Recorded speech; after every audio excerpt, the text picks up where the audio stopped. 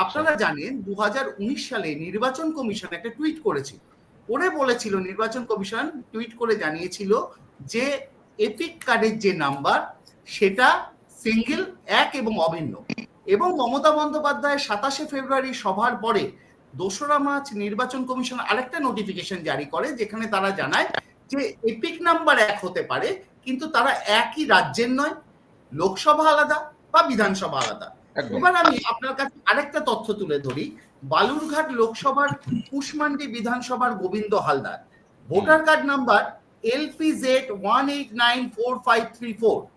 এবার দেখা যাচ্ছে গোবিন্দ হালদার বালুরঘাট লোকসভার কুশমান্ডি বিধানসভার ভোটার। গুজরাটের গান্ধীনগরে Kamal Rajani same EPIC card, voter card number LPZ 1894534। এবার আপনি আমাকে প্রশ্ন করতে পারেন বা বিজেপির মুখপাত্র প্রাসঙ্গিক কথা বললেই প্রশ্ন করতে পারে যে গুজরাটের গান্ধীনগরের সাথে বালুরঘাটের কেন তুলনা করা হচ্ছে। এখানেই টুইস্ট আছে। এই কমল রজনী আবার তপন বিধানসভার ভোটার, পার্ট নাম্বার 102। আমাদের মাথায় রাখতে হবে এই 2024-এর লোকসভা নির্বাচনে সুকান্ত মজুমদার 5000 ভোটে জয়ী। আমরা জানি যে আধার কার্ডের নাম্বার যদি ইউনিক নাম্বার হয়, প্যান কার্ডের নাম্বারটা যদি ইউনিক নাম্বার হয়, এপিকের নাম্বার ইউনিক হবে না, কোম্পানির টেলিফোন নাম্বারটা যদি ইউনিক নাম্বার হয়, তাহলে ভোটার কার্ডে এই কারচুপি করতে হচ্ছে কেন? বিজেপি জানে ভূত ছাড়া ওদের কেউ বাঁচাতে পারবে না। ওকে পার্থদা, কিছু তো ডাল মে কুচ কালা হ্যায়, না হলে আপনারাও আজকে তৃণমূলের সঙ্গে বিজেডির সঙ্গে আপনারাও এক হয়ে গেছেন, এবং এটা কি স্বীকার করবেন যে দিল্লিতে বা হরিয়ানায়, যেটা তৃণমূল মুখপাত্র বলছিলেন যে আপনাদের সাংগঠনিক দুর্বলতার কারণেই এই খুঁতটা, এই ভয়াবহ যদি অভিযোগটা সারবত্তা থাকে, সেটা আপনারা ধরতে পারেননি? দেখুন, প্রথমেই যেটা বলা সেটা হচ্ছে যে ভোটার লিস্টে কিছু গন্ডগোল, এটা 100% ঠিক করা এটা একদম সম্ভব না। এটা জেনেই কিন্তু সব রাজনৈতিক দলে নির্বাচনে নামে। এবারে ঘটনা হচ্ছে এখন যেটা একটা পরম্পরা হচ্ছে যে অনেকটা ফাইনাল ভোটার লিস্টটা এত পরে শেষ মুহূর্তে ছেপে বেরোয় যে সেইখানে যদি গন্ডগোল থাকে সেটা কিন্তু তারপরে আবার ঠিক করা কিন্তু প্রবলেম হয়ে যাচ্ছে। এই হরিয়ানা বা দিল্লির কথা, তার থেকেও বড় বলতে হয় মহারাষ্ট্রের কথা। আমরা যেটা সামনে এনেছি মহারাষ্ট্র, সেটা হচ্ছে যে যখন দেখা গেল যে একটা লোকসভা নির্বাচন থেকে আর একটা লোকসভা নির্বাচন এই 5 বছরে মোট 32 লক্ষ ভোট বেড়েছে, যে ভোট বাড়াটা একদম স্বাভাবিক ঘটনা, এটা অস্বীকার করতে হবে, একদম স্বাভাবিক ঘটনা। কিন্তু লোকসভার নির্বাচন থেকে বিধানসভার নির্বাচন এই 5-6 মাসে 38 থেকে 40 লক্ষ লোক ভোট বেড়ে গেল, যেটা একটা অসম্ভব একটা ঘটনা। এবং শুধু তাই নয়, সেখানে অনেক নাম দেখা যাচ্ছে যে উত্তরপ্রদেশ, বিহার, হরিয়ানায় বিভিন্ন জায়গা থেকে, এবং তার আগে আবার একটা অন্য রাজ্যে তারা ওই একই নম্বরে দেখা যাচ্ছে ভোট দিয়েছেন। অর্থাৎ সেই লোকগুলো যে আবার গিয়ে পশ্চিমবাংলায় আবার ইলেকশনের আগে চলে আসবে না, এই কথা কেউ গ্যারান্টি দিয়ে বলতে পারে না। ফলে সেই ভয়টা এখানে থেকে যাচ্ছে। আর একটা যেটা কথা, যেটা এটা কেউ কোনদিন কল্পনা করতে পারেনি যে নির্বাচন কমিশনের মতো একটা স্বয়ংশাসিত সংস্থা, নির্বাচন কমিশন তো পরবর্তী সময় ভুল স্বীকার করেছে। না ভুল স্বীকার না, সে এই কথাটা বললো কি করে যে একটা unique number, that can be unique, it can't be repetitive, সেটা নাকি হতেই পারে, খুব স্বাভাবিক ঘটনা। তো এই কথা বলার পরে ভারতবর্ষের নির্বাচন কমিশনের বিশ্বাসযোগ্যতা নিয়ে একটা বিশাল বড় প্রশ্ন। কারণ এটা আমরা আগেও দেখেছি যে যখন নির্বাচনের দিন ঘোষণা করবার জন্য সাংবাদিক সম্মেলনে বসে রয়েছেন নির্বাচন কমিশনাররা, তারা ঘোষণা করছেন না, সাংবাদিকরাও বসে আছে হাঁ করে। কি না, নরেন্দ্র মোদীর এখনো মিটিং শেষ হয়নি, তিনি তার এখনো সব প্রোগ্রাম ঘোষণা করা হয়নি, হলে তারপরে আমরা নির্বাচনের দিন ঘোষণা করব। আসবো আমি সৌমিকের কাছে, তবে তার আগে রতন চক্রবর্তীর কাছে যাব। রতন চক্রবর্তীর কাছে যাব এই নিয়ে যে অনেকেই বলছেন এ তো বিডিওর দায়িত্ব, স্থানীয় প্রশাসনের দায়িত্ব, সেখানে একেবারে নাম ধরে ধরে লিস্টে ঢোকানো হয়, কি করে ভুতুড়ে ভোটার ঢোকানো হতে পারে? বিজেপির পক্ষ থেকে অভিযোগ করা হচ্ছে ভুতুড়ে ভোটারের কোনো সারবত্তা নেই, অনলাইনে ওইভাবে ঢোকানো যায় না নাম। আমার উত্তর হচ্ছে, একটু শুনবেন। প্রথমত বিজেপির যারা বলছেন, বিডিও, এসডিও, ডিএম যেই হোক, যিনি দায়িত্বে থাকুন, they are under election commission. যখন ভোটের কাজটা হয়, এমনকি voter list inclusion, BLA level থেকেও যারা থাকে, যে রিপ্রেজেন্টেটিভরা থাকে ইলেকশন কমিশনের, they are under election commission. They are paid by the election commission. এক, দেখুন এখন যে আলোচনাটা হচ্ছে এটা মূলত মুখ্যমন্ত্রী মমতা বন্দ্যোপাধ্যায় নেতাজি ইন্ডোর স্টেডিয়াম থেকে ঘোষণা করলেন, উনি প্রমাণ দিলেন একটা চম্পাহাটি বিধানসভা কেন্দ্র 4,500 নতুন ইনক্লুশন, যার বেশিরভাগ আইদার হরিয়ানার লোক অথবা গুজরাটের লোক, এবং একই এপিক নাম্বারে 2 জন। এই প্রমাণটা মমতা বন্দ্যোপাধ্যায় দিয়েছেন এবং তারপরে election commission had to confess it, you have done some wrong is going on. তারা অ্যাটলিস্ট স্বীকার করেছেন যে হ্যাঁ ভুল হয়েছে। এর এক, এবারের যে ভোটার লিস্ট এই জানুয়ারি মাসে যেটা পাবলিশড হয়েছে, 24-এ লোকসভা নির্বাচনের পরে কতদিন হলো বলুন, 5 লক্ষ নতুন ভোটার বেড়েছে।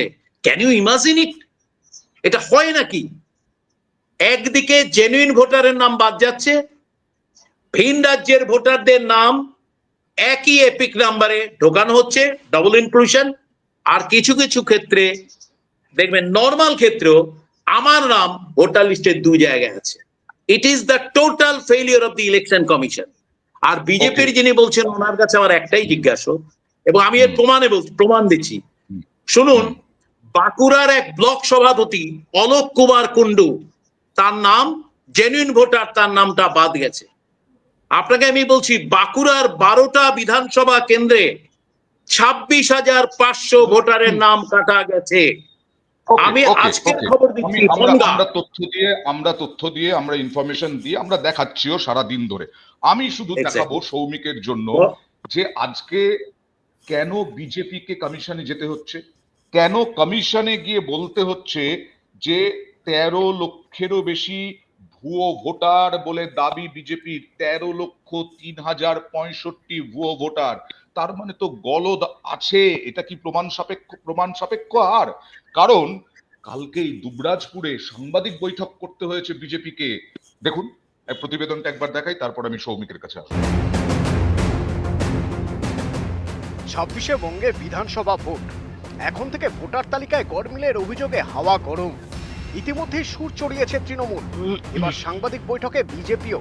তাদের দাবি ঘাটগোপালপুর এলাকায় 17 জনকে চিহ্নিত করা গিয়েছে, যাদের নাম একাধিক জায়গায় ভোটার লিস্টে রয়েছে।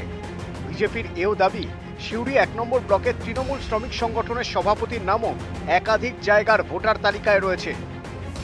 ভোট 26-এ 25 থেকেই ভোটার তালিকা নিয়ে হাওয়া গরম। ভোটার লিস্টে কারচুপি ধরতে বাড়ি বাড়ি যাচ্ছেন তৃণমূলের নেতাকর্মীরা। তাদের দাবি অবৈধ ভোটারদের নাম তালিকায় ঢুকিয়েছে বিজেপি, যাতে ভোটে জেতা যায়। 24-এর লোকসভা ভোটে বিজেপি তুলনায় ভালো ফল করেছে উত্তরবঙ্গে, আর দক্ষিণবঙ্গের মধ্যে উত্তর 24 পরগনা ও নদিয়ার মতো সীমান্তবর্তী এলাকায়। তৃণমূলের অভিযোগ, ওপার বাংলা থেকে সাম্প্রতিক অতীতে যারা ঢুকেছেন তাদের বেশিরভাগেরই ঠিকানা উত্তরবঙ্গ এবং সীমান্তবর্তী জেলায়। এই সব জায়গাতেই বিজেপির ফল অন্য কেন্দ্রের তুলনায় ভালো। এর থেকে স্পষ্ট ওপার বাংলা থেকে এ রাজ্যে আসা সংখ্যাগুরুর সমর্থন পেয়েছে বিজেপি। তৃণমূলের এই প্রচার এবং বাড়ি বাড়ি গিয়ে তারা যেভাবে ভোটার লিস্ট খতিয়ে দেখছে এবং এ নিয়ে সরব হচ্ছে, তাতে বিজেপি চাপে পড়ে গিয়েছে বলেই অনেকের মত। তাই এর পাল্টা হিসেবে গেরুয়া শিবিরও সুর চড়াচ্ছে, চেষ্টা করছে ভোটার লিস্ট ইস্যুতে রোহিঙ্গা এবং এ রাজ্যের সংখ্যালঘুদের প্রসঙ্গ তুলে মেরুকরণের অস্ত্রে শান দিতে। সোমবার লোকসভায় বিজেপি সাংসদ সৌমিত্র খাঁয়ের বক্তব্যেও সেই মেরুকরণের ইঙ্গিত স্পষ্ট। आज इलीगल माइग्रेंट्स के कारण से नॉर्थ ईस्ट डिस्टर्ब हो रहा है, पश्चिम बंगाल डिस्टर्ब हो रहा है, पूरा देश डिस्टर्ब हो रहा है। आज 50 लाख से ज्यादा वेस्ट बंगाल में इलीगल रोहिंग्या है, बांग्लादेशी मुस्लिम है। এদিকে এ রাজ্যের দিকে দিকে এপিকে গড়মিলের অভিযোগ। একই ভোটারের নাম কালিম্পংয়ে, আবার আলিপুরদুয়ারের লিস্টে। উত্তর দিনাজপুরের ইসলামপুর, এখানে তৃণমূলের দাবি তাদের করা স্ক্রুটিনিতে ভুরি ভুরি গড়মিল ধরা পড়েছে। ইসলামপুরে ভোটার তালিকা সংশোধন করা হয়নি। উত্তর 24 পরগনার বাগদা, তৃণমূলের অভিযোগ এখানকার হেলেঞ্চায় 13টি বুথে 418 জন ভুতুড়ে ভোটারের হদিশ মিলেছে, কারোরই কোনো অস্তিত্ব নেই। নিউজ 18 বাংলা। সৌমিক, অনেকেই বলা শুরু করেছেন তৃণমূল, যেহেতু তৃণমূল নেত্রী একেবারে সুর চড়িয়েছেন, অনেক ধাপ এগিয়ে গিয়েছে তৃণমূল, এবার তাই বাধ্য হয়ে নির্বাচন কমিশনে যেতে হচ্ছে, বিজেপিকে সাংবাদিক সম্মেলন করতে হচ্ছে। আর আরেকটা যোগ করে দিই, জাস্ট সুকান্ত মজুমদার বলেছেন তৃণমূল যদি স্বচ্ছ নির্বাচন চায় তাহলে বায়োমেট্রিক করুন, আমরা রাজি আছি। শুধুমাত্র পশ্চিমবঙ্গের জন্য কোনো নির্বাচন কমিশন বায়োমেট্রিক করতে পারে নাকি? প্রথম বিষয় হচ্ছে, কথাগুলো প্রসঙ্গ শুনে খুব ভালো লাগছে। অন্তত যিনি এতদিন বলতেন রাজ্যে বিজেপি কোথায়, বিজেপি বলে তো কিছু নেই, তিনি এখন বলছেন ভয় লেগেছে। মানে ঢিলটা ঠিক জায়গাতে পড়েছে, ভয়টা একদম ঠিক লেগেছে। দেখুন, পরিষ্কার বিষয় হচ্ছে, এতগুলো তথ্য পাওয়া গেল। আমি শুধু একটা তথ্যের কথা আরো অ্যাড করে দিই। কলকাতায় নির্বাচন চলছে, পৌরসভার নির্বাচন। বিজেপি নেতাদের তো মানে দেখে বেছে পেটানো হচ্ছে। সংবাদ মাধ্যম আক্রান্ত। সল্টলেকে নির্বাচন চলছে, আমরা কি দেখতে পাচ্ছি? স্বর্গীয় দ্বিজেন বন্দ্যোপাধ্যায় উনি এসে ভোট দিয়েছেন, পিকে ব্যানার্জি তিনি এসে ভোট দিয়েছেন। মানে বাংলায় একটা কথা রটে গেছে যে যদি কোনো পূর্বপুরুষকে দেখতে চান, ভোটের দিন লাইনে দাঁড়ান। তৃণমূলের জন্য আমরা প্রত্যেক পূর্বপুরুষদের অন্তত মানে যারা মারা গেছে তাদের পিতৃপক্ষে স্মরণ করতে পারবো, আর ভোটের দিন তাদের অন্তত উপস্থিতি পেতে পারবো। তারা আজকে এত বড় বড় কথা বলছে। মমতা বন্দ্যোপাধ্যায় এইটা আজকে শুধু বলছে না, এই অভিযোগ তো আমরা অনেক আগে করেছিলাম। আমি শুধু একটা কথা বলতে চাই, এই অভিযোগ আমরা অনেক আগে তুলেছিলাম, কিন্তু আজকে যেটা করা হচ্ছে অবাঙালিদের টার্গেট নিয়ে, হিন্দু এবং অবাঙালি ভোটারদেরকে টার্গেট করে তাদের নাম বাদ দেওয়ার একটা চক্রান্ত চালানো। গুরুত্বপূর্ণ সম্রাট চক্রবর্তী, বহুদিন ধরে তারা অভিযোগ করেছেন, কিন্তু এবার অবাঙালি এবং অহিন্দু, সরি হিন্দু এবং অবাঙালি এদেরকে টার্গেট করছে তৃণমূল। না, এটা তো বিভেদের রাজনীতি বরাবরই করে আসছে বিজেপি দল এবং বিজেপির বিরোধী দলনেতা, সেটা তো বাংলা সব মানুষের কাছে জানা। কিন্তু পশ্চিমবঙ্গের নির্বাচনী বৈতরণী পার হওয়ার পদ্ধতিগুলো যদি আমরা দেখি, প্রথম পদ্ধতি কি ছিল? যে এজেন্সি দিয়ে বাংলাকে দখল করা, সেটা সম্ভব হলো না। পরবর্তী ক্ষেত্রে কি দেখলাম আমরা? আর্থিক বঞ্চনা, বাংলার পাওনা 1,71,000 কোটি টাকা আটকে দেওয়া, সড়ক যোজনার টাকা আটকে দেওয়া, আবাস যোজনার টাকা দেওয়া, বিভিন্ন প্রকল্পের টাকা আটকে দেওয়া। তারপরে আমরা দেখলাম যে নির্বাচনী বৈতরণী পার হতে গেলে এই ভুতুরে ভোটারের সাহায্য নিতে হবে। সেই সাহায্য নিয়ে বাংলাতে এই নির্বাচনী বৈতরণী পার হওয়ার একটা প্রচেষ্টা মাত্র। কিন্তু বিজেপি তো আজকে কমিশনে গিয়ে জানিয়ে এসেছে 13,03,065 ভুয়ো ভোটার। হ্যাঁ, সেটা আমরা স্কুটিনি শেষ করতে পারলে আরো বেশি করে জানাতে পারবো। প্রথম কথা হচ্ছে নির্বাচন, আমার যেটা প্রশ্ন, নির্বাচন কমিশনার নিয়োগের পদ্ধতি বদলানো হলো কোন স্বার্থে? কেন্দ্রীয় সরকার এই প্রশ্নটার উত্তর দিতে হবে, কোন স্বার্থে? আগে যা ছিল সেটা বদলানো হলো কেন নির্বাচন কমিশনকে বিজেপি কুক্ষিগত করতে চাইছে? এটা নির্বাচন। আমি আপনার এই প্রশ্নের উত্তরটা নিয়ে নিই। সৌমিক হাত তুলেছে, প্লিজ সংক্ষেপে। দেখুন, আজকে মমতা বন্দ্যোপাধ্যায় তো আজকে শুধু এই কথা তোলেনি, যখন ইউপিএ সরকার চলছে তখনও তুলেছিল, আর মমতা বন্দ্যোপাধ্যায় বরাবর এই কথা তুলে একবার স্পিকারের মুখে কাগজ অবধি তুলেছিল। দেখা হচ্ছে নির্বাচন কমিশনারকে এবং সেখানেই অভিযোগটা উঠছে। স্পিকারের উপরে মমতা বন্দ্যোপাধ্যায় কাগজ ছুঁড়েছিল। আজকে এই পুরো এত অনুপ্রবেশকারী ভুয়ো ভোটার এই তথ্য তো আজ অব্দি চলছে না। তাহলে মমতা বন্দ্যোপাধ্যায় এত বছর ধরে বিডিও এসডিও সবাই থাকতে উনি করছিলেনটা কি? এতদিন ঘুমোচ্ছিলেন। কেজরিওয়ালজি যেমনি হারার ঠিক আগে বলছিল গোটা দিল্লিবাসী ভোট দিতে যাও, নইলে আমি হেরে যাব, মমতা বন্দ্যোপাধ্যায় হারার ভয় ঠিক একই কেজরিওয়ালজির মতন পন্থা অবলম্বন করছে। সময় নেব 20 সেকেন্ড। সম্রাট চক্রবর্তী, হারার ভয়। আমি শুধু একটা বলি, বিজেপির মুখপাত্র অপ্রাসঙ্গিক কথাবার্তা বলছেন। একটা ঘটনা হলো, নির্বাচন কমিশনারের প্রসঙ্গ আসছে, যারা নির্বাচনটা পরিচালনা করবে তাদের ক্ষেত্রে উত্তর দিতে গিয়ে এই কথাগুলো উনি বলছেন কেন, আমি অন্তত আমার বোধগম্য হচ্ছে না। খুব পরিষ্কারভাবে বলতে চাই যে বিজেপির মুখপাত্র যে কথাগুলো বললেন যে অহিন্দু, এই অবাঙালি ভোটার, আমাদেরকে বাংলাতে থেকে মেনে নিতে হবে যে আমরা হরিয়ানার ভোটারকে হরিয়ানায় নাম থাকবে এখানে দেবো, উত্তরপ্রদেশের ভোটারের নাম এখানে রাখবো।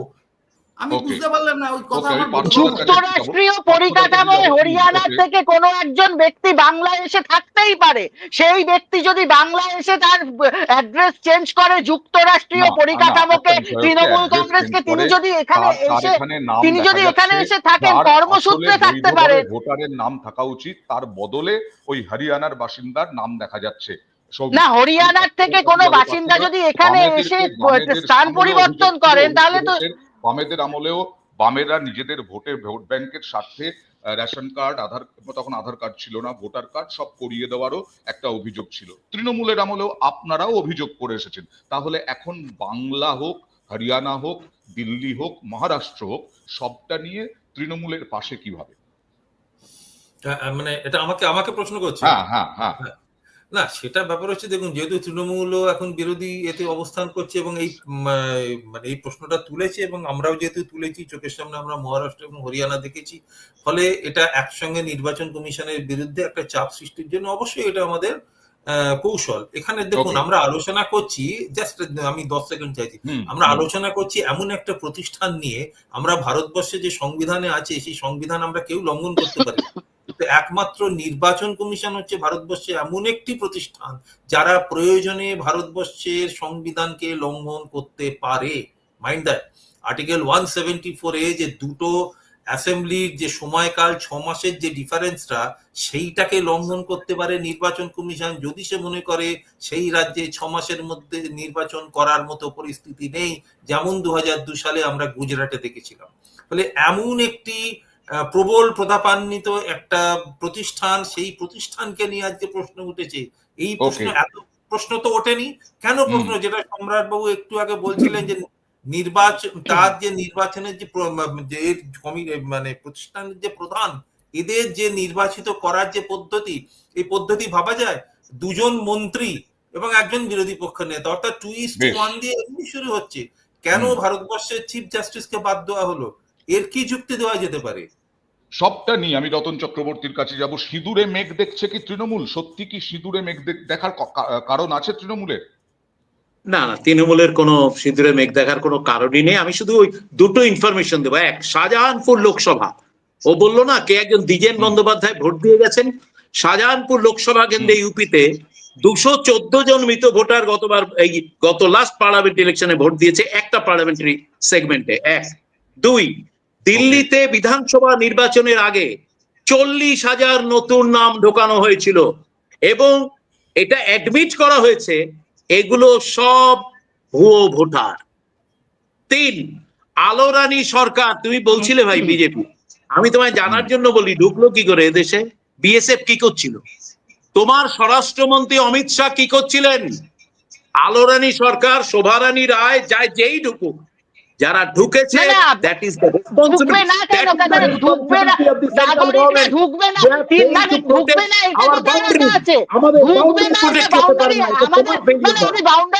উনি তো দেশের নাগরিক, উনি ওখান থেকে এখানে এসছেন, আসবে না সেটা কোথায় লেখা আছে? আপনি সংবিধানের ধারা বলুন, আপনি কথা বলছেন উত্তর দিতে হবে। না, সংবিধানের ধারা বলুন না।